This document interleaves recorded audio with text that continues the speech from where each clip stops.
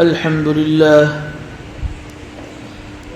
لله نحمده ونستعينه ونستغفره ونؤمن به ونتوكل عليه ونعوذ بالله من شرور أنفسنا ومن سيئات أعمالنا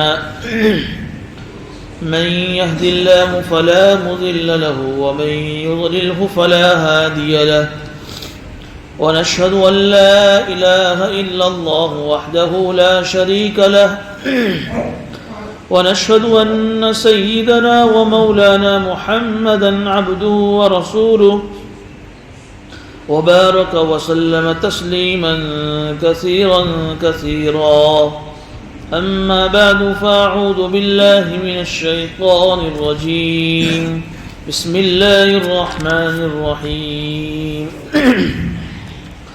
وَإِذْ قُلْنَا ادْخُلُوا هَٰذِهِ الْقَرْيَةَ فَكُلُوا مِنْهَا حَيْثُ شِئْتُمْ رَغَدًا وَادْخُلُوا الْبَابَ سُجَّدًا وَقُولُوا حِطَّةٌ نَغْفِرْ لَكُمْ خَطَايَاكُمْ وَسَنَزِيدُ الْمُحْسِنِينَ فَبَدَّلَ الَّذِينَ ظَلَمُوا قَوْلًا غَيْرَ الَّذِي قِيلَ لَهُمْ فَأَنزَلْنَا عَلَى الَّذِينَ ظَلَمُوا رِجْزًا مِّنَ السَّمَاءِ بِمَا كَانُوا يَفْسُقُونَ صدق اللہ العظیم۔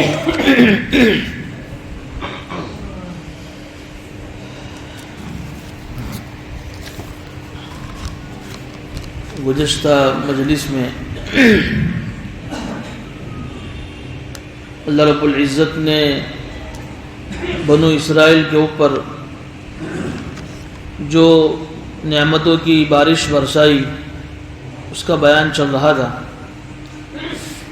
کہ اللہ رب العزت نے ان بنی اسرائیل کو کیسی کیسی نعمتوں سے نوازا تھا اور پھر ان نعمتوں کی ناشکری کی وجہ سے ان پر کیسی کیسی سزائیں مسلط ہوئی، ان سزاؤں کا بھی بیان چل رہا تھا۔ گزشتہ کچھ نعمتوں کا بیان ہوا، آج دوسری کچھ نعمتوں کا بیان ہوگا۔ پہلی نعمت تو یہ اللہ رب العزت نے بنی اسرائیل کو عطا فرمائی تھی کہ حضرت موسیٰ علیہ السلام کے زمانے میں جو فرعون تھا، اس فرعون نے بنو اسرائیل کے اوپر بہت ظلم ڈھایا ہوا تھا، جس کی وجہ میں نے گزشتہ بتائی تھی کہ اس نے جو خواب دکھا تھا، اس خواب کی تعبیر یہ بتائی تھی اس زمانے کے جوتیشیوں نے کہ بنو اسرائیل میں ایک ایسا لڑکا پیدا ہونے والا ہے جس کے ہاتھوں تیری حکومت چلی جائے گی، تیری سرکار چلی جائے گی۔ تو فرعون کو اپنی سرکار کے، اپنی حکومت کے جب جانے کا ڈر ہوا تو اس نے بنو اسرائیل کے اندر پیدا ہونے والے تمام بچوں کے قتل کا حکم دیا۔ چنانچہ ہزاروں کی تعداد کے اندر بنو اسرائیل کے بچے ذبح ہوئے۔ تو پہلی نعمت تو اللہ تعالیٰ نے یہ بیان فرمائی کہ ہم نے فرعون کے اس ظلم سے تمہیں نجات عطا فرمائی، جو تمہارے بچوں کو ذبح کرتا تھا اور تمہاری عورتوں کو زندہ چھوڑ دیتا تھا۔ یہ پہلی نعمت کا بیان ہے کہ اگر ہم فرعون کو ہلاک نہ کرتے تو پھر تم فرعون کے اس ظلم سے کیسے بچ پاتے۔ اس کے بعد پھر دوسری نعمت کا بیان کیا کہ جب موسیٰ علیہ السلام فرعون کے پاس گئے اور فرعون کو کہا کہ یہ جو بنو اسرائیل میری قوم ہے، تو ہمیں اجازت دے دے کہ ہم اس بنو اسرائیل کو، جو ہمارا اصلی وطن مصر ہے، ہم وہاں چلے جاویں، اصلی وطن جو ملک شام ہے فلسطین، ہم وہاں چلے جاویں۔ لیکن فرعون ہمیں وہاں جانے کی اجازت نہیں دیتا تھا۔ تو جب اللہ رب العزت کے حکم سے جب موسیٰ علیہ السلام راتوں رات بنو اسرائیل کو لے کر نکلے، تو جب نکلے تو سامنے دریا، اور اس لیے میں جب فرعون کو پتہ چلا تو فرعون بھی اپنی قوم کو جب لے کر آیا تو پیچھے فرعون کا لشکر اور آگے دریا۔ تو اللہ رب العزت نے جب موسیٰ علیہ السلام کو جب یہ حکم دیا کہ تم اپنا عصا اور اپنی لاٹھی مارو، تو اس عصا اور لاٹھی کو مارتے ہی اس دریا کے اندر 12 راستے بن گئے۔ جو اللہ تعالیٰ پانی کو بہانے پر قادر ہے، وہ اللہ پانی میں راستے کرنے پر بھی قادر ہے۔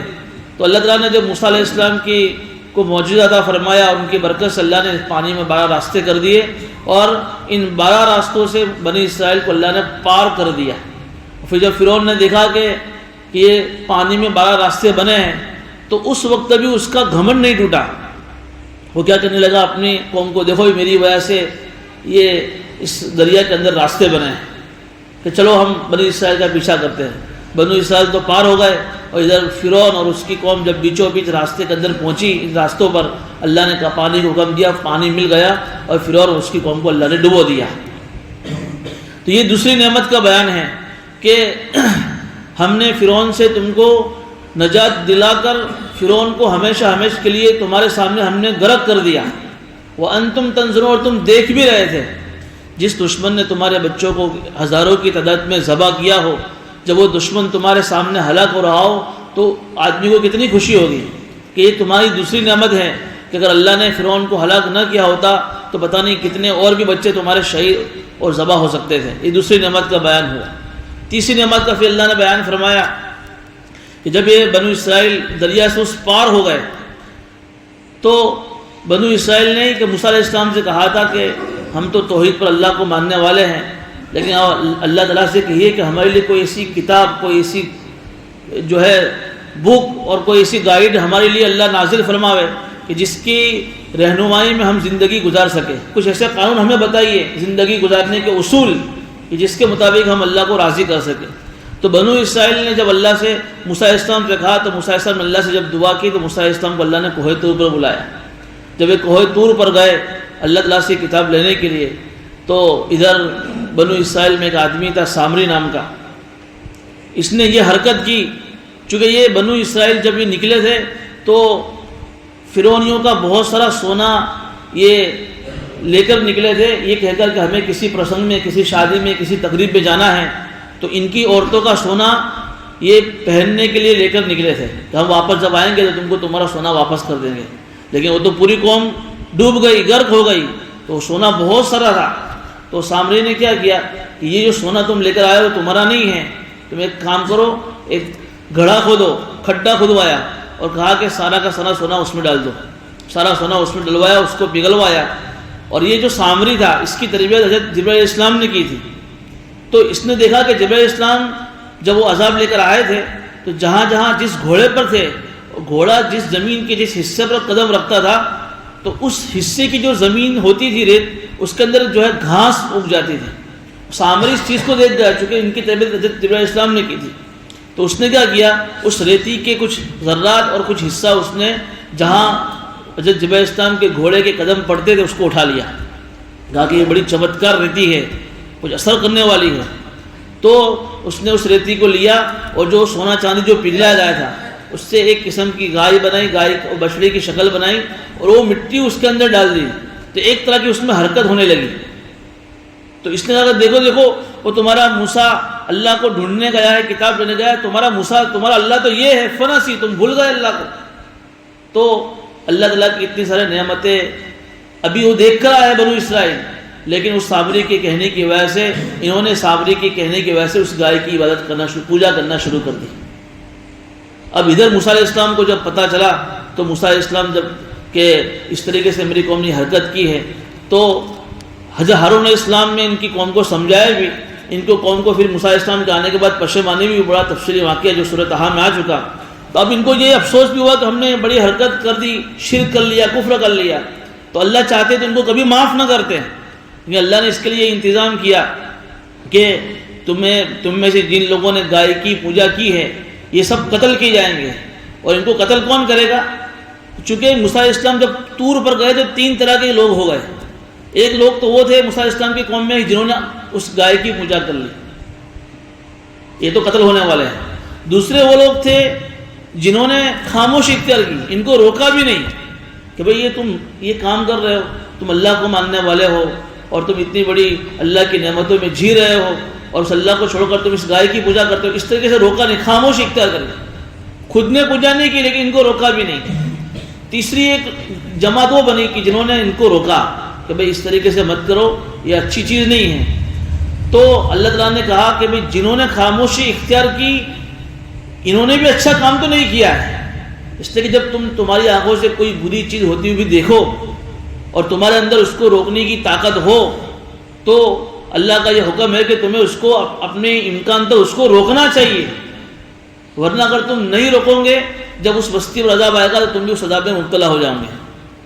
تو اللہ تعالیٰ نے کہا کہ تم نے خاموشی کی اختیار کی، اس لیے اب تمہارے لیے اوپر یہ سزا ہے کہ تم اپنے ہاتھوں سے اپنے ان رشتہ داروں کو قتل کرو گے جنہوں نے گائے کی پوجا کی۔ حالانکہ کوئی باپ اپنے بیٹے کو اپنے سامنے کیسے ذبح کر سکتا ہے، لیکن اگر باپ نے خاموشی اختیار کی، بیٹے نے گائے کی پوجا کی، تو باپ کو یہ سزا سنائی کہ تم اپنے ہاتھ سے اپنے بیٹوں کو ذبح کرو گے۔ اس طریقے سے اللہ تعالیٰ نے ان کے اوپر قتل کا حکم جاری کیا۔ جن لوگوں نے گائے کی پوجا کی تھی وہ سارے کے سارے قتل ہوئے، اور ان کو قتل کس نے کیا؟ جنہوں نے گائے کی پوجا نہ کرنے والوں کو کوئی نکیر نہیں کی، وہ خاموشی اختیار کی، انہوں نے سب نے اپنے اپنے رشتہ داروں کو قتل کر دیا۔ تو یہ اللہ کی تیسری نعمت اللہ بیان فرمایا، ثم عفونا عنکم، ہم چاہتے تم کو معاف نہ کرتے، ہمیشہ تم مشرک اور کافر بن کر آتے تو ہمیشہ تم جہنم میں جاتے، لیکن ہم نے دنیا کے اندر قتل کی سزا دے کر تم کو ہم نے معاف کر دیا، اور تم جب آؤ گے تو ہمیشہ کی جہنم میں نہیں جاؤ گے۔ یہ تیسری نعمت کا بیان ہوا۔ پھر چوتھی نعمت کا بیان آیا کہ جب وہ موسیٰ علیہ السلام کتاب لے کر آئے، جو انہوں نے کہا تھا کتاب لے کر آؤ، جب کتاب لے کر آئے تو کیا کہنے لگے کہ یہ موسیٰ، یہ کتاب جو ہے تم لے کر آئے ہو، ہمیں کیا معلوم کہ اللہ نے دی ہے، ہم تو جب تک اللہ کو اپنی آنکھوں سے نہیں دیکھیں گے تب تک یہ کتاب کو ماننے والے نہیں۔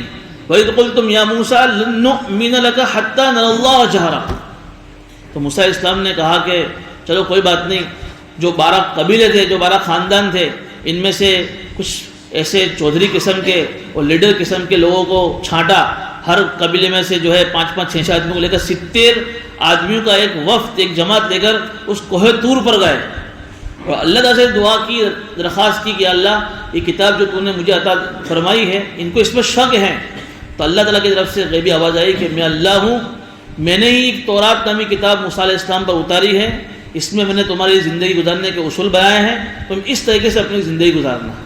جب یہ غیب سے آواز آئی تو وہ جو 70 آدمی، جو چودھری قسم کے، لیڈر قسم کے، عقل مند سمجھے جانے والے، انہوں نے پھر سے وہاں جب موسیٰ علیہ السلام سے سوال کیا کہ کیا معلوم کہ یہ اللہ ہی کی آواز ہے کہ کوئی اور ہے، ہم تو اللہ کو ڈائریکٹ اپنی آنکھوں سے دیکھنا چاہتے ہیں۔ دیکھیے، ایک موسیٰ علیہ السلام نے بھی ایک موقع پر اللہ سے کہا تھا کہ اللہ میں تجھے دیکھنا چاہتا ہوں، تو وہ موسیٰ علیہ السلام نے جو اللہ سے درخواست کی تھی وہ ایک محبت بھرے انداز میں کی تھی کہ اللہ میرا دل یہ چاہتا ہے کہ میں دنیا کی زندگی میں تجھے دیکھوں۔ موسیٰ علیہ السلام کے اللہ سے درخواست کرنے میں ایک طرح کی محبت تھی، ایک طرح کا عشق تھا۔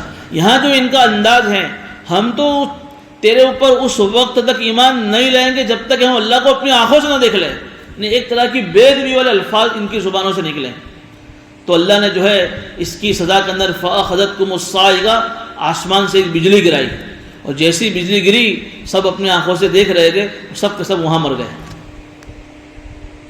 تو موسیٰ علیہ السلام نے پھر اللہ سے کہا کہ اللہ ابھی تو یہ مسئلہ ہوا ہے، ہزاروں کی تعداد میں میری قوم جو شرک کیا تھا، 70,000 3,000 کے قریب تو سب قتل ہوئے ہیں، اتنا بڑا مجمع تو میری قوم میں سے قتل ہوا ہے، اور ابھی تو نے یہ 70 آدمیوں کو اس طریقے سے مار دیا، تو میری قوم مجھے جب میں جاؤں گا پہاڑ کے نیچے سے میری کیا گت بنائے گی۔ اللہ سے پھر سے دعا کی کہ بھائی تیرا تو ان کو دوبارہ زندہ کر دے ورنہ میری خیر نہیں ہے، کیونکہ بنو اسرائیل بہت بھاری قوم تھی۔ یہ آگے آئے گا کہ انہوں نے نبی کے ساتھ کیسے کیسا سلوک کیا ہے۔ تو اللہ تعالیٰ کے کو دعا کی تو موسیٰ علیہ السلام کی برکت سے ثم بعثناکم من بعد موتکم لعلکم تشکرون، اللہ نے دوبارہ ان کو زندہ کیا، سب کے سب مر چکے تھے سزان۔ یہاں ایک سوال یہ ہوتا ہے کہ ہم بارہا سنتے ہیں کہ جب آدمی ایک مرتبہ دنیا کی زندگی چھوڑ کر چلا جاتا ہے، جب اس کا انتقال ہوتا ہے تو پھر وہ دوبارہ دنیا میں زندہ نہیں ہو سکتا، تو اللہ نے ان کو دوبارہ زندہ کیسے کیا؟ ہر ایک کی اپنی موت کا وقت ہے، لا یستأخرون ساعۃ ولا یستقدمون، ایک گھڑی نہ آگے ایک گھڑی نہ پیچھے، تو اللہ نے ان کو اپنے وقت پر مارا تو پھر دوبارہ زندہ کیوں کیا؟ یہاں جو مارنا ان کی اپنی اصلی موت کی وجہ سے نہیں تھا، سزان اللہ نے مارا تھا، سزان اللہ نے مارا، ان کی موت تو بھی باقی تھی، اللہ کی حکمت میں لکھا ہوا کہ اللہ اس طرح ان کو حکمتاً ایک مرتبہ سزان ماریں گے، پھر اللہ تعالیٰ موسیٰ علیہ السلام کی دعا کی برکت سے اللہ ان کو دوبارہ زندہ کریں گے، تو اللہ نے ان کو دوبارہ زندہ کر دیا۔ اب یہ دوبارہ زندہ ہو گئے تو پھر انہوں نے تسلیم کر لیا کہ یہ اللہ ہی کی کتاب ہے، یہ سب نیچے آ گئے۔ اب اس طریقے سے یہ کتاب لے کر آئے موسیٰ علیہ السلام، لیکن میں نے جیسے گزشتہ بھی کہا کہ موسیٰ علیہ السلام جب اس کتاب کو لے کر آئے اور ان کے درمیان میں ایک واقعہ اور پیش آیا، جب انہوں نے دریا پار کیا تو اللہ تعالیٰ نے ان سے یہ کہا تھا کہ تم اس دریا پار کرنے کے بعد تمہارا جو اپنا اصلی وطن ہے ملک شام، تمہیں تو وہاں جانا ہے نا، یہ دریا پار کر کے جو آئے ہو یہ جگہ تمہاری نہیں ہے اپنی، تو وہاں لیکن تمہارے ملک شام سے مصر چلے جانے کی وجہ سے حضرت یوسف علیہ السلام کے زمانے میں جب مصر چلے گئے تھے تو وہاں ملک شام میں ایک قوم آباد ہو گئی ہے جس نے زبردستی تمہارے شہر میں تمہارے ملک پر قبضہ کر لیا، قوم عمالیقہ، تم جا کر ان سے جہاد کرو۔ اللہ کی مدد تمہارے ساتھ آئے گی لیکن تمہیں اسباب کے طور پر ان سے لڑنا پڑے گا. تو یہ لوگ تیار بھی ہو گئے. لیکن جب ان کے سامنے خبریں آئی کہ وہ قوم تو بڑی ڈل ڈول والی ہے, بڑی بھاری بھرکم قوم ہے, بڑے جسے والے, بڑے طاقت والے ہیں, ہمارا کام نہیں ہے, تو ان کے مزاج میں ایسے تو سرکشی اور تھی. کہا کہ موسیٰ تم اور تمہارا رب جاؤ, ہم تو یہاں بیٹھے ہوئے ہیں, ہمیں تو تیار پکا پکا مال ملنا چاہیے, ہم لڑنے ولنے والے نہیں. تو اللہ تعالیٰ نے ان کی اس حرکت کی, اور ان کے دیکھو یہاں بھی ان کا جو جملہ ہے سورہ مائدہ میں تفسیر سے 6 پارے میں آئے گا کہ جو الفاظ انہوں نے استعمال کیے, اذهب انت وربک, جا موسیٰ تو اور تیرا رب جاؤ دونوں, ہم کیوں جاؤ جہاد کرنے کے لیے, ان ہاہنا قاعد, ہم تو یہاں بیٹھے ہوئے ہیں. بڑی بے ادب اور بڑی گستاخ قوم تھی یہ, زبان میں ذرا بھی تمیز نہیں تھی بولنے کی. اور ان کے با ادب با نصیب, بے ادب بے نصیب. اللہ کو ادب بہت پسند ہے, اور ادب کے بغیر اللہ کسی کو کوئی چیز نہیں دیتا ہے, نہ علم آتا ہے نہ کوئی اور چیز اللہ تعالیٰ. اس لیے ادب بہت ضروری ہے. جس کے اندر ادب نہیں ہوتا ہے, رسپیکٹ نہیں ہوتی, تہذیب نہیں ہوتی, ڈسپلن نہیں ہوتا ہے, اللہ تعالیٰ اس کو ہر چیز سے محروم کر دیتا ہے, علم سے بھی اور ہر طرح کی نعمت سے اللہ اس کو محروم کرتا ہے. اس لیے ہمیشہ جو ہے اپنی زبان کے اوپر بھی ایسے الفاظ کا انتخاب ہونا چاہیے جس الفاظ کے اندر بے ادبی نہ ہو, نہ اللہ کے بارے میں, نہ اللہ کے رسولوں کے بارے میں, نہ کسی اور کے بارے میں. ہر وقت اپنی زبان کے الفاظ کے اندر جو ہے اچھا الفاظ استعمال کرنے چاہیے. تو بہرحال ان کی اس بے ادبی کی وجہ سے اللہ نے کیا کیا کہ تمہیں تو جہاد نہیں کرنا ہے. تو جس میدان میں وہ اترے تھے اسی میدان میں اللہ نے ان کو سزاً 40 سال کے لیے اللہ نے وہاں ان کو بھٹکایا. جیسے ہم نے گزشتہ بتایا تھا, یہ میدان تی کہتے ہیں بھٹکنا, سرگردہ رہنا. اللہ نے ایسی سزا دی ان کو کہ جس میدان میں وہ تھے اس میدان سے ان کا ملک شام تقریباً 15-20 کلومیٹر کے آس پاس ایریے میں تھا, وہ اتنا قریب تھا. لیکن اللہ نے ایسی سزا ان کو عطا فرمائی کہ صبح نکلتے تھے اس میدان سے اپنے وطن جانے کے لیے, اور چلتے چلتے چلتے چلتے جب شام ہوتی تھی, اور جب شام کو جب تھک جاتے اور سو جاتے, اور صبح میں جب اٹھتے تھے تو واپس جہاں سے چلے تھے وہاں کھڑے ہو جاتے. 40 سال تک اس طریقے سے نکلتے لیکن اپنے ملک شام نہیں پہنچ پائے. تو یہ اس طریقے سے اللہ نے ان کے ایک سزا اور ان کو سنائی. تو اس درمیان میں موسیٰ علیہ السلام کا بھی انتقال ہو گیا. موسیٰ علیہ السلام کے بعد حضرت یوشع بن نون آئے, یہ نبی بن کر آئے. اور پھر چونکہ 40 سال کے اندر ایک نسل چلی جاتی ہے اور دوسری نسل آ جاتی ہے, ایک پیڑھی ختم ہو جاتی ہے. آج جو ہے 40 سال کے بعد اس میں سے اکثر لوگ نہیں رہیں گے, ایک نئی نسل آ جائے گی. تو 40 سال کے بعد ایک نئی نسل آتی ہے. تو پھر ان نئی نسل کے اندر ایک حوصلہ تھا. انہوں نے کہا اس نے آنے والے نئے نبی سے, اب ہمارے باپ دادا نے چلو موسیٰ علیہ السلام کی نافرمانی کی, لیکن جو ہے ہم تمہاری قیادت میں چلیں گے اور ملک شام کو فتح کریں گے. بہرحال اللہ نے پھر ان کے ہاتھوں میں ملک شام کو فتح کروایا. لیکن یہ جو قوم تھی اس میں ایک بات اور پیش آئی. جب یہ میدان تیہ میں تھے, جسے گزشتہ میں نے بتایا کہ 40 سال تک اللہ نے اس میدان میں رکھا, تو کھانے پینے کا مسئلہ کھڑا ہوا. تو اللہ نے کھانے پینے کا جو انتظام فرمایا, من اور سلوا. من کا مطلب میں نے بتایا تھا کہ یہ ایک طرح کا ترنجبین, صبح جب جھاڑ کے اوپر درخت کے اوپر جب جھاکڑ پڑتی تھی اس کی وجہ سے ایک گوند کی شکل میں ایک میٹھی چیز اللہ ان کے لیے پیدا فرماتے تھے. ایک طرح کی سویٹ چیز ہوتی تھی وہ کھانے کی, یہ لوگ کھا کر اس سے پیٹ بھرتے تھے. اور جو بٹیرے تھے, سلوا بٹیر, ایک طرح کے چھوٹے تیتر تھے. یہ اللہ نے اپنی طرح سے ایسے غیبی انتظام فرمایا تھا کہ ان کو شکار کرنے کی اور پکڑنے کی ضرورت نہیں ہوتی تھی. گول کے گول, جھونڈ کے جھونڈ, ایک جو ہے ٹولے کی شکل میں جہاں یہ لوگ بیٹھتے تھے وہاں آ کر یہ لوگ بیٹھ جاتے تھے اور اپنے ہاتھ سے اس طریقے سے پکڑ لیتے تھے. اور پھر اس کو پکڑ کر فرائی کر کے اس کے کباب کھاتے تھے, پتہ نہیں کیا کیا ڈشیں اس کی تیار کر کے لوگ کھاتے تھے. وہ گویا کہ ایک رویل ڈش اللہ نے ان کو عطا فرمائی تھی اپنے خزانے غیب سے. وَظَلَّلْنَا عَلَيْكُمُ الْغَمَامَ وَأَنزَلْنَا عَلَيْكُمُ الْمَنَّ وَالسَّلْوَىٰ. ان دو نعمتوں کا یہاں تذکرہ ہے. ایک تو کیا کیا کہ موسیٰ اتنے جنگل میں کوئی ایسا سایہ درخت نہیں ہے, کوئی مکان نہیں ہے, گرمی لگ رہی ہے. اللہ نے ایک ایسا بادل بھیجا کہ جس بادل میں گویا کہ ایک طرح کا ایئر کنڈیشن لگا ہوا تھا, نہ دھوپ لگ رہی ہے نہ گرمی, بلکہ ٹھنڈی ٹھنڈی ہوا آ رہی ہے. 40 سال تک وہ بادل ان کے اوپر رہا اللہ کی طرف سے. سزا ہے, لیکن سزا کے اندر بھی اللہ نے ان کو اتنی ساری نعمتوں سے نوازا. یوں سمجھے کہ ایک طرح کی جیل تھی یہ. 40 سال تک گھومنا ہے, نہ کوئی جیلر ہے نہ کوئی اندر میں بند رہنا ہے, بلکہ ایک طرح کی کھلی جیل تھی ان کے لیے. اس جیل کے اندر بھی اللہ نے ان کے لیے کھانے پینے کا انتظام کیا. کیونکہ اللہ کیا کرے, کلوا من طیبات ما رزقناکم, جو ہم نے تم کو روزی دی ہے یہ من و سلوا کی شکل میں, اس کو پاکیزہ روزی ہے, چونکہ اللہ نے اس کا انتظام فرمایا تھا, اس کو کھاتے رہنا. وما ظلمونا, لیکن انہوں کو اللہ نے یہ کہا تھا کہ اس کا ذخیرہ جمع مت کرنا, تم کو جتنے بٹیر چاہیے اتنے پکڑ کے اس کو کھا لینا, ذخیرہ اندوزی مت کرنا. اس کو جمع مت کرنا. آج کے وسم کا اس کو فریز میں مت رکھنا, جتنی ضرورت ہو اتنا کھا لو بس, اس کو جمع مت کرنا. انہوں نے اللہ کی حکم کی نافرمانی کر کے 2 کی ضرورت ہوتی 4 پکڑتے اور 2 کو اس طرح چھوڑ دیتے. تو اللہ کی اس حکم, اللہ کی اس نعمت کی ناشکری کے نتیجے میں پھر یہ ہوگا کہ ان کا یہ بٹیر کا گوشت جب بھی پکڑتے وہ سڑ جاتا, وہ کھانے کے لائق نہیں رہتا تھا وہ, ان کی اس نافرمانی کی وجہ سے. تو اللہ یہ کہہ رہے وما ظلمونا ولکن كانوا انفسهم یظلمون. ہاں انہوں نے ہمارا نقصان نہیں کیا, ولکن كانوا انفسهم, انہوں نے اپنا ہی نقصان کیا ہے. اللہ نے بغیر مشقت والی اور حلال اور پاکیزہ روزی, دیکھیے انسان تو کماتا ہے, اس میں تھوڑی سی شک کی گنجائش ہو سکتی ہے, جانے انجانے میں ہو سکتا ہے کہ کوئی شک والا لقمہ یا کوئی شک والی روزی ہماری کمائی میں آ جائے. یہ تو آسمان کی طرف سے اللہ جیسے انتظام کیا ہوا, جیسے اللہ فرمانے من طیبات پاکیزہ, ذرا برابر بھی شک کی حرام ہونے کی کوئی گنجائش ہی نہیں تھی. لیکن تم اتنے ناشکرے تھے کہ تم نے کیا کیا, اللہ کے حکم کی نافرمانی کی, اللہ نے اس کو سڑانا شروع کر دیا. یہاں 2 نعمتوں کا بیان ہے. اب آگے ایک نعمت کا تذکرہ اور آ رہا ہے, وَإِذِ اسْتَسْقَىٰ مُوسَىٰ لِقَوْمِهِ. اب ان کو ظاہر سی بات ہے کہ پانی کی اندر انسان کی زندگی ہے, تو جنگل میں پانی کہاں سے ملتا, تو یہ موسیٰ علیہ السلام کے پاس آیا کہ بھائی پانی کا انتظام کرو. تو موسیٰ علیہ السلام نے اپنے اللہ سے دعا کی, وَإِذِ اسْتَسْقَىٰ مُوسَىٰ لِقَوْمِهِ. تو اللہ نے کہا کہ جو پتھر ہے اس پتھر پر موسیٰ اپنی لکڑی مارو, فَقُلْنَا اضْرِب بِعَصَاكَ الْحَجَرَ. علماء نے لکھا ہے کہ وہ پتھر بہت چھوٹا پتھر تھا, بہت بڑا پتھر نہیں تھا, لیکن اس پتھر پر جب موسیٰ علیہ السلام نے جو لکڑی ماری ہے, کیا وہ لکڑی کے اندر اللہ نے معجزہ رکھا تھا, تو اس لکڑی سے 12 چشمے پھوٹے, پانی کے 12 جھرنے اندر سے نکلے پانی کے. چونکہ میں نے پہلے بتایا کہ جو بنو اسرائیل تھے وہ 12 قبیلوں میں تقسیم تھی. ان کے جو یعقوب کے جو 12 بیٹے تھے, ان 12 بیٹوں سے 12 خاندان بنے تھے, اور ہر خاندان کا اپنا امیر, اپنا پرمکھ, اپنا چودھری, اپنا لیڈر الگ تھا.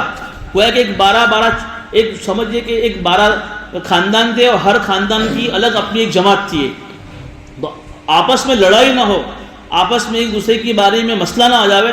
اللہ نے یہ انتظام فرمایا کہ موسیٰ علیہ السلام نے جیسا اس پتھر پر لکڑی ماری ہے, 12 خاندان والوں کے لیے 12 پانی کے چشمے پھوٹ گئے. کتنا بڑا اللہ کا انتظام. حالانکہ سزا بھگت رہے ہیں, کہ اللہ چاہتے تو ایک ہی پانی کا چشمہ نکالتا, اللہ نے ان کے لیے 12 چشمے نکالے. اور علماء نے یہ بھی لکھا ہے, اور انتظام بھی کیسا, کہ جیسی پانی کی ضرورت ایسا پانی, کہ بھئی اگر 5 لوگ گئے ہیں تو 5 لوگوں کے حساب سے پانی نکل رہا ہے, ان کی ضرورت پوری ہو گئی, پانی بند ہو گیا. ایک آدمی گیا تو ایک آدمی کے حساب سے پانی نکل رہا ہے. دیکھیے یہ ایسا نہیں کہ بھئی پانی کا فورس اتنا فول آ رہا ہے کہ بھئی پانی کی ضرورت پوری ہو جانے کے بعد بھی پانی چالو ہے, جس کی وجہ سے کیچڑ ہو رہا ہے, گاڑا, ایسا نہیں. یہ بھی اللہ نے انتظام فرمایا. تو فَقُلْنَا اضْرِب بِعَصَاكَ الْحَجَرَ فَانْفَجَرَتْ مِنْهُ اثْنَتَا عَشْرَةَ عَيْنًا. اللہ نے اس پتھر سے 12 چشمے بہائے. قَدْ عَلِمَ كُلُّ أُنَاسٍ مَشْرَبَهُمْ, اور ہر ایک نے اپنے اس پانی پینے کی جگہ کو دیکھ لیا. اللہ نے یہاں بھی فرمایا کُلُوا وَاشْرَبُوا مِن رِزْقِ اللَّهِ وَلَا تَعْثَوْا فِي الْأَرْضِ مُفْسِدِينَ. کھاؤ اور پیو اور اللہ کے رزق میں سے, اور اللہ کی زمین کے اندر فساد مت مچاؤ. تم کو اللہ تعالیٰ اس سزا کے اندر بھی اتنی ساری نعمتیں دے رہا ہے, تو اس کا تقاضا یہ ہے کہ تم فساد کہتے ہیں اللہ کے حکموں کو نہ ماننا, کہ تم پھر اللہ کی اطاعت کرو, اللہ کے نبی کی بات کو مانو. یہ اللہ نے انہیں حکم عطا فرمایا. ایک نعمت کا تذکرہ یہاں پر نہیں, جو میں نے گزشتہ بیان کی تھی, کھانے کا انتظام ہو گیا, دھوپ سے بچنے کا انتظام ہو گیا, پینے کا انتظام ہو گیا. 2 نعمتیں اور کون سی, ایک نعمت تھی کپڑے پہنے تو اس کپڑے کو دھونے کا انتظام, میلے ہوں گے تو کیا کریں گے. اللہ نے ایسا انتظام کیا کہ کپڑے جب بھی وہ پہنتے میلے نہیں ہوتے تھے, ہمیشہ دھونے کی جھنجھٹ ختم. یہ 4تھی نعمت. 5ویں نعمت, اللہ یہ بچے سب چھوٹے چھوٹے ہیں, یہاں تو کوئی شہر بھی نہیں ہے, کوئی درزی بھی نہیں کہ جا کر کپڑے سلاوے اپنے بچوں کے لیے, کیا کریں گے. اللہ نے ایسا انتظام کیا کہ بچے جو بڑے ہوتے کپڑوں کی سائز آٹومیٹک بڑھتی جاتی تھی. 5 طرح کی نعمتیں اللہ نے اس میدان تیم میں ان کو بنی اسرائیل کو عطا فرمائی. اور اچھی طریقے سے جیل کی زندگی تھی, لیکن پھر بھی اچھی طریقے سے زندگی گزار رہے تھے. اسی درمیان میں انہوں نے ایک حرکت اور کی, جس کا بیان آ جا رہا ہے. کیا کہی حرکت, ایک مرتبہ اپنے نبی کے پاس آئے, جب موسیٰ علیہ السلام کی زمانے کی یہ بات چل رہی ہے. موسیٰ علیہ السلام کے پاس آئے کہ یار یہ ہم لوگ کھا کے تھک گئے, سب چیز ایک طرح کی نعمتیں اور یہ آئٹمیں کھا کے تھک گئے, کچھ اور یونیک چاہیے ہمیں. تو ہمیں یہ سب اب مزہ نہیں آ رہی ہے, من سلوا کے اندر بھی مزہ نہیں آ رہی, کھا کے ہم لوگ تھک گئے ہیں.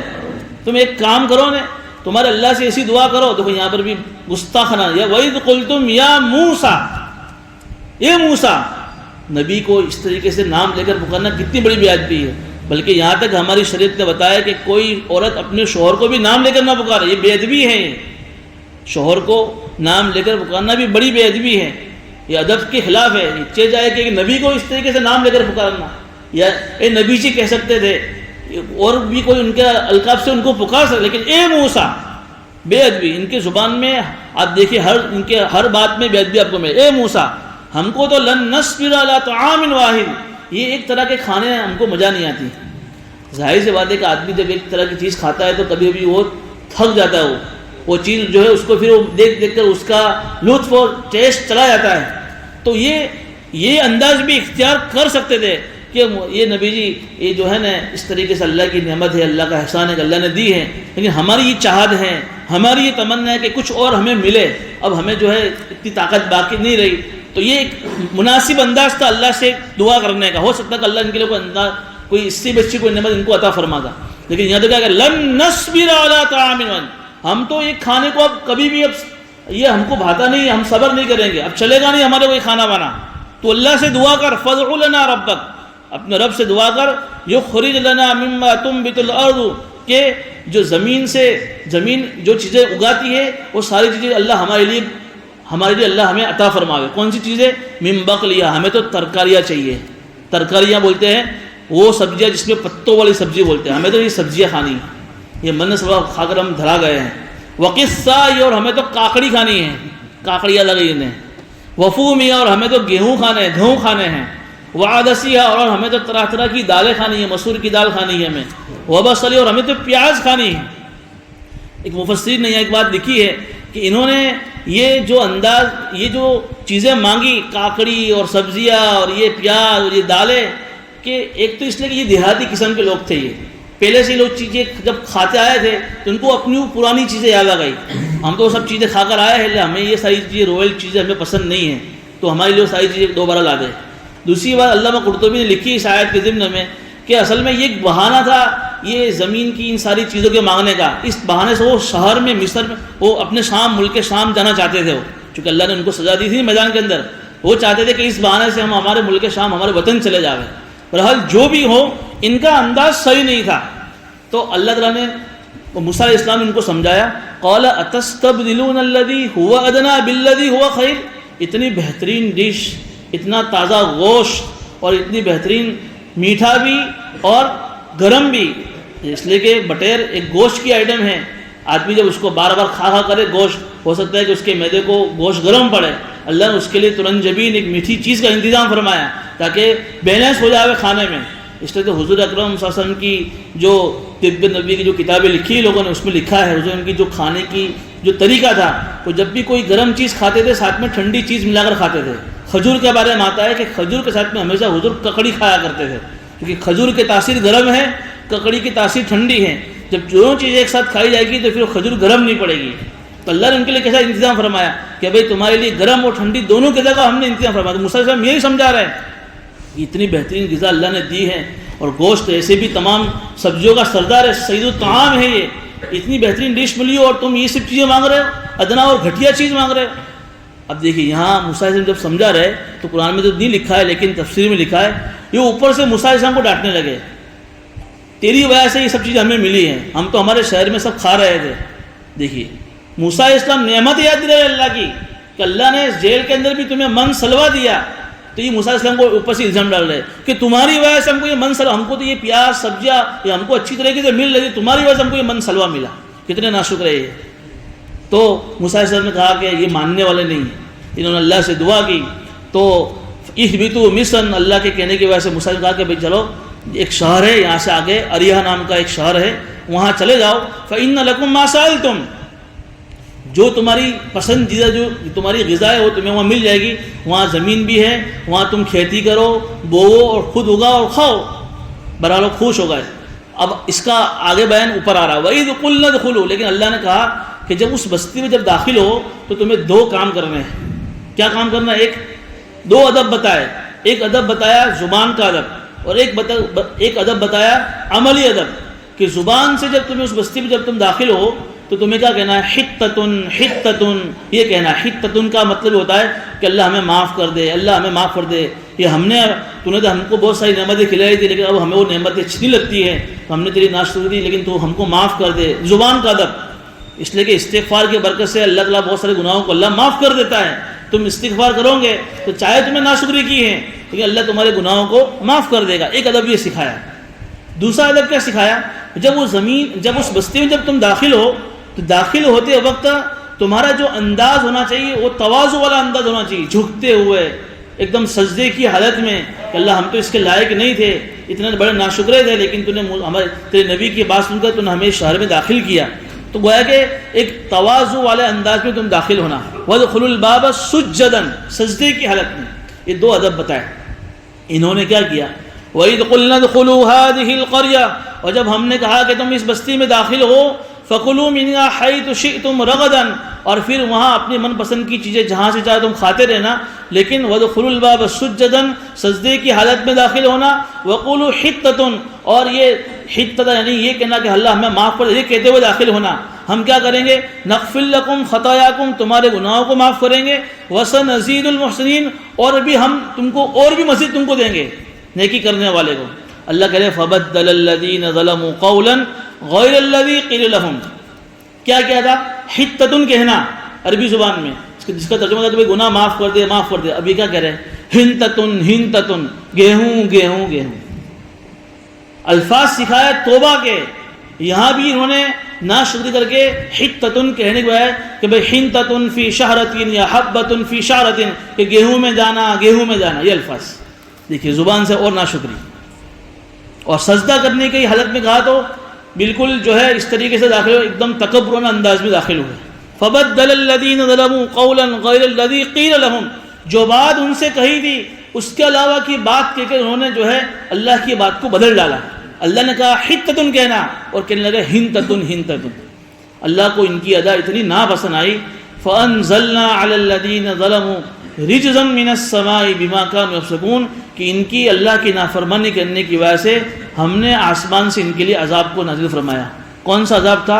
علماء نے لکھا ہے کہ اس ناشکری کی وجہ سے اللہ تعالیٰ نے طاعون کی بیماری ان کے اندر پیدا کر دی۔ ایک طرح کی بیماری ہے جیسے ہمارے یہاں کورونا وائرس، ایسی جو ہے بغل میں ایک گانٹھ ہوتی ہے، اس گانٹھ کی وجہ سے آدمی مر جاتا ہے۔ 3 یا 4 دن کے اندر 70,000 قریب آدمی سب مر گئے اس سزا کے اندر۔ جن لوگوں نے اس طریقے سے یہ حرکت کی، سب نے نہیں کی تھی۔ فبدل الذین ظلموا، جنہوں نے ظلم کیا، جو ظالم تھے، کچھ لوگ وہ بھی تھے جنہوں نے یہ الفاظ استعمال کیے تھے، ان کو یہ سزا نہیں ملی، لیکن جنہوں نے یہ حرکت کی تھی وہ 70,000 کے قریب لوگ تھے، سب کے سب جو ہے اس سزا کے اندر مارے گئے، طاعون کی بیماری کے اندر۔ ایک سزا تو یہ ملی۔ دوسری سزا کا تذکرہ یہاں آ رہا ہے کہ وَضُرِبَتْ عَلَيْهِمُ الذِّلَّةُ وَالْمَسْكَنَةُ وَبَاءُوا بِغَضَبٍ مِّنَ اللَّهِ ذَلِكَ بِأَنَّهُمْ كَانُوا يَكْفُرُونَ۔ ان کے اندر ایک حرکت یہ بھی تھی، یہ اللہ کی آیتوں کو جو تورات میں اللہ نازل فرماتے تھے اس کو وہ جھٹلاتے تھے۔ اور ایک سب سے خطرناک جو حرکت، وَيَقْتُلُونَ النَّبِيِّينَ بِغَيْرِ الْحَقِّ، ان نبیوں کو بھی قتل کرنے میں شرماتے نہیں تھے۔ ایک دن کے اندر 300 سے زیادہ نبیوں کو انہوں نے قتل کیا ہے بنو اسرائیل نے۔ 4,500 نبی ان کے اندر اللہ نے پیدا فرمائے، اس نبیوں کے اندر سے 300 نبی کو انہوں نے ایک دن میں، یعنی ہزاروں کی تعداد میں نبیوں کو بھی قتل کر چکے، جیسے یحییٰ علیہ السلام، جیسے زکریا علیہ السلام، اور بھی بہت سارے نبی، دو فیمس نبی جس کا تذکرہ قرآن میں آ رہا ہے، ان نبیوں کو بھی انہوں نے قتل کر دیا، شہید کر دیا۔ ایسی یہ قوم تھی۔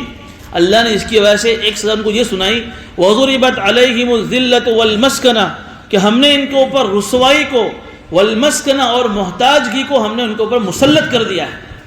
یہ قوم قیامت تک رسوا اور محتاج رہے گی، یہودی۔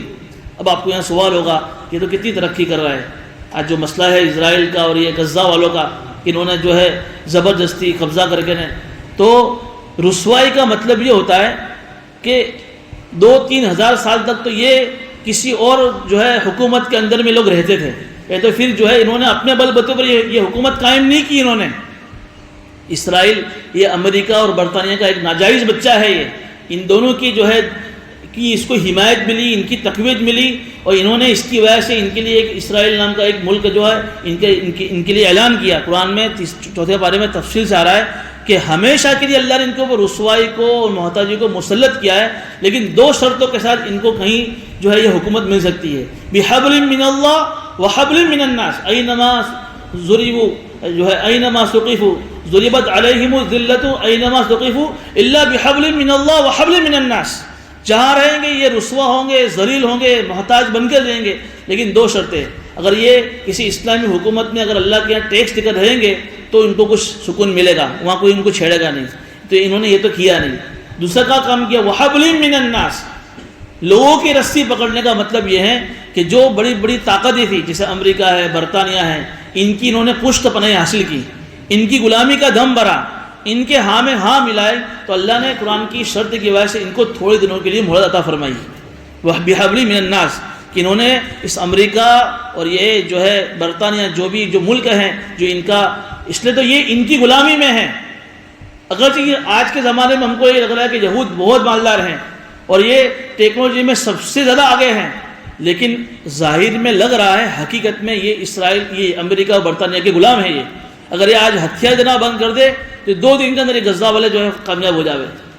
یہ تو جو ہے ان کو ان کی پشت پناہی مل رہی ہے. ورنہ اگر آپ کل سے جو ہے امریکہ ہاتھ اٹھا لے، برطانیہ اپنے ہاتھ اٹھا لے، ان کے اندر طاقت نہیں ہے. یہ اتنی ذلیل اور ڈرپوک قوم ہے، بزدل قوم اللہ نے بنائی ہے کہ ہمیشہ اپنے اندر ڈرتی رہتی ہے. اور ان کا جو پورا جو اکنومی جو سسٹم ہے پورا سود پر چل رہا ہے. اگر ساری بینکیں بند ہو جاوے کل یہ روڈ پر آ جاوے. اس لیے علماء نے لکھا ہے کہ جب یہ سب دجال کے نکلنے کی تیاری ہے، حدیث میں آتا ہے کہ جب دجال کے نکلنے کا وقت قریب ہوگا اللہ ان کو اور ترقی دے گا، کہ اور عروج پر آئیں گے اور یہ ابھریں گے. اور دجال 40 دن رہے گا تو 40 دن تک ان کی حکومت رہے گی. جب دجال کا خاتمہ ہوگا یہ سب ختم ہو جائیں گے، سب اللہ سب کو رسوا کر کے مارے گا. انشاءاللہ وقت قریب ہے، دجال کے آنے کا وقت قریب ہے. تو یہ بہرحال ہمیں قرآن کی آیت پر اعتراض نہیں ہونا چاہیے. قرآن تو کہہ رہا ہے وَضُرِبَتْ عَلَيْهِمُ الذِّلَّةُ وَالْمَسْكَنَةُ. اللہ نے ان کے اوپر رسوائی کو، محتاجگی کو، فقر کو اللہ نے مسلط کر دیا ہے. یہ کیسے ابھر رہی ہے؟ یہ ایک اپنا ان کا ایک وقت طے ہے، اس کے بعد انشاءاللہ یہ ختم ہو جائے گی. آگے ایک اور سزا، وَبَاءُ بِغَضَبٍ مِّنَ اللَّهِ. آخرت میں اللہ کا غضب لے کر آئیں گے. اس لیے میں نے کہا تھا نا کہ سورہ فاتحہ جب ہم پڑھتے ہیں تو ہم کیا پڑھتے ہیں؟ غَيْرِ الْمَغْضُوبِ عَلَيْهِمْ. یہ یہاں یہودیوں کا تذکرہ ہے کہ اللہ ان لوگوں کے راستے پر ہمیں نہ چلا جس پر تیرا غضب نازل ہوا ہے. اس لیے جب یہ آخرت میں آئیں گے اللہ ان سے ناراض ہوگا، اللہ ان سے غصے میں ہوگا. یہ ذالک بانہم، اللہ کہے کہ ہم نے یہ سزا ان کو اس لیے سنائی ہے، یکفرون بآیات اللہ، کہ اللہ کی آیتوں کی اللہ کی آیتوں کی جو ہے کفر کرتے ہیں اور نبیوں کو ناحق قتل کرتے ہیں. ذالک بما عصوا وکانوا یعتدون. اور یہ لوگ اللہ کی نافرمانی کی اور وہ حد سے آگے بڑھ گئے. اب یہ قرآن کریم کے اندر ان بنو اسرائیل پر جو اللہ کی نعمتیں بیان ہوئی اور ان کی ناشکری میں جو سزائیں بیان ہوئی، یہ ہم کو اسی لیے سنائی جا رہی ہے امت محمدیہ کو کہ تم بھی کبھی ایسی حرکتیں مت کرنا. اس لیے ہمیں ان 2 ہفتوں کی تفسیر سے ہمیں جو سبق یہ مل رہا ہے کہ کوئی بھی آدمی جس کو اللہ نعمت دے وہ نعمت کو اپنا حق نہ سمجھے، اپنی وراثت نہ سمجھے، اپنی جاگیر نہ سمجھے. جیسے یہ لوگ کہتے تھے کہ ہم تو نبیوں کے ہمارے اندر اتنے سارے ہزاروں نبی پیدا ہوئے ہیں اس لیے اللہ ہمیں کچھ نہیں کرے گا، یہ تو ہمارا حق ہے، ہماری میراث ہے، ہماری جاگیر ہے. ہمیں سبق ملا کہ اللہ کے یہاں جو معیار ہے تقوی کا معیار ہے. نہ گورا، نہ کالا، نہ غریب، نہ مالدار، یہ دنیا والوں کے معیار ہیں. اللہ کے یہاں معیار تو تقوی ہے. جو اللہ کے یہاں تقوی لے کر جائے گا اللہ اس کو کامیاب کرے گا. تو ایک تو یہ کہ اللہ کوئی نعمت دے رہا ہے اس کو اپنی میراث نہیں سمجھنی چاہیے. دوسری جو ہمیں اس آیت سے جو ہمیں سیکھ ملی کہ اللہ نے ہمیں جو نعمتیں عطا فرمائی ہیں اس نعمتوں کا بھی استعمال کرنا چاہیے، اس کا اظہار بھی کرنا چاہیے. اللہ نے دولت دی ہے اور دولت کا ہم اظہار کر سکتے ہیں. ایسا نہیں کہ اللہ نے مال دیا ہے، روپیہ پیسہ دیا ہے، لیکن اس طریقے سے آدمی رہتا ہے بالکل میلے کچیلے گندے کپڑے پہن کر گھوم رہا ہے، نہ اس کا ٹوپی ٹھکانے کی، نہ کپڑے ٹھکانے کے ہیں، اور یہ کہہ رہا ہے کہ یار آدمی اس کو تقوی کی نشانی دے. غلط ہے. یہ لوگ سمجھتے کہ یہ کتنا بڑا تقوی والا ہے. یہ سادگی الگ چیز ہے، لیکن اللہ نے جو نعمت دی اس نعمت کا اظہار ہم کر سکتے ہیں شریعت کی حدود میں رہ کر. اچھا کھاؤ، اچھا پیو، اچھا جو ہے پہنو، کوئی منع نہیں ہے. وَأَمَّا بِنِعْمَةِ رَبِّكَ فَحَدِّثْ، کہ اللہ کی رب کی نعمتوں کو بیان کرو، اس کا اظہار کرو. لیکن ایک شرط ہے کہ ابھی گھمنڈ نہیں ہونا چاہیے. بھائی میں نے اچھے کپڑے پہنے، آئی ایم سم تھنگ، میں سب سے اچھا باقی سب خراب، ایسا نہیں. میرے کو اللہ نے مال دیا، میں نے بڑا بنگلہ بنایا، رہو، لیکن یہ نہیں کہ کوئی غریب جھوپڑا پٹی میں ہے میں اس کو حقیر سمجھ، ایسا نہیں. مجھے اللہ نے مال دیا تو میں بنگلہ بناؤں، اچھے کپڑے پہنوں، اچھی گاڑیوں میں گھوموں، لیکن گھمنڈ اور کسی کو حقیر نہیں سمجھنے کا. لیکن اس کا مطلب یہ نہیں کہ ہم اللہ کی نعمتوں کی کا اظہار نہ کر کے اللہ کی نعمتوں کی ناشکری کریں.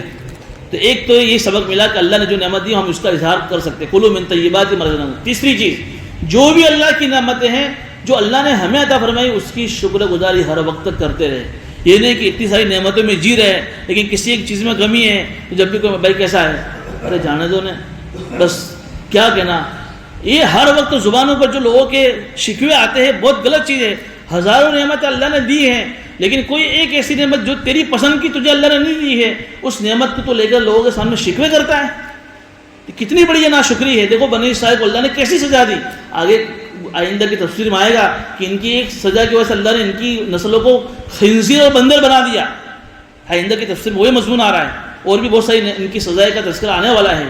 تو کہیں ایسا نہ ہو کہ ہم اللہ کی نعمتوں کی ناشکری کریں اور نعمتوں کی ناشکری کی وجہ سے اللہ ہماری نعمتوں کو چھین لے۔ دیکھیے قرآن میں جو اصول بیان کیا نا اللہ نے کہ لئن کفرتم لازیدنکم ولئن کفرتم ان عذاب لشدید، میں علماء نے لکھا ہے کہ نعمتوں کی ناشکری کرو گے اللہ کہتا ہے کہ میرا عذاب سخت ہے، تو نعمت تو اللہ بعد میں چھینے گا، اس کی جو سب سے زیادہ کیش جو سزا ہے نا اللہ نعمتوں کی لذت کو اللہ چھین لے گا۔ تم نعمتوں کی ناشکری کرو گے تو جو نعمتیں حال میں تمہارے پاس ہیں اس نعمتوں کی لذت سے تم کو اللہ محروم کر دے گا۔ آدمی کیا سوچتا ہے کہ ابھی تو میرے پاس کھانے کے لیے ہے لیکن مستقبل میرا فیوچر میرا بھویشیہ بہت خراب ہے، میرے بچوں کا کیا ہوگا، میرا کیا ہوگا۔ ارے یار ابھی اللہ تجھے جس نعمت کھلا رہا ہے وہ اللہ آئندہ بھی تجھے اس نعمتوں کا انتظام کرے گا۔ آئندہ اور بھویشیہ اور فیوچر کا وچار کر، حال کی اللہ کی نعمتیں دی ہوئی تو اس اللہ کی نعمتوں کی ناشکری کیوں کرتا ہے؟ اور دوسری بات یہ ہے کہ ہم دوسرے کو سکھ کو دے کر ہم اپنا سکھ بھول جاتے ہیں۔ میں رو ہاؤس میں رہتا ہوں، وہ بنگلے میں کیوں رہتا ہے؟ اس کا بنگلہ دے کر ہمیں اپنا رو ہاؤس اچھا نہیں لگتا ہے۔ وہ BMW میں گھوم رہا ہے اور میں اپنی چھوٹی سی گاڑی میں گھوم رہا ہوں تو مجھے اس پر نعمتوں کی شکر گزاری نہیں ہے۔ وہ کیوں BMW میں گھوم رہا ہے اور میرے پاس کیوں BMW نہیں؟ اس لیے آدمی خوش نہیں ہے۔ اس لیے اللہ نے جو نعمتیں دی ہیں وہ نعمتیں ہمارا حق نہیں، اللہ کی طرف سے فضل ہے، اللہ کی طرف سے عطا ہے۔ ہم یوں سمجھے کہ ہم تو اتنے بڑے ناقدرے ہیں، ناشکرے ہیں، اللہ کے نافرمان ہیں، ہر آن ہر گھڑی اللہ کی نعمتوں کے ساتھ بھی اللہ کی ناشکری تفریم، اللہ ہمیں نعمتیں کھلا رہا ہے، اللہ تعالیٰ کتنا بڑا احسان ہے۔ اس لیے ہر وقت زبانوں پر اللہ کی شکر گزاری ہونی چاہیے، خاص طور پر ہمارے گھروں میں ہماری عورتوں کو بتاوے۔ اس لیے میں ایک روایت بن کر اپنی بات کو ختم کر دوں۔ وہ بخاری شریف کی روایت ہے وہ کہ حضور اکرم صلی اللہ علیہ وسلم جب جنت میں گئے دیکھا کہ جنت کے اندر سب سے زیادہ عورتیں ہیں۔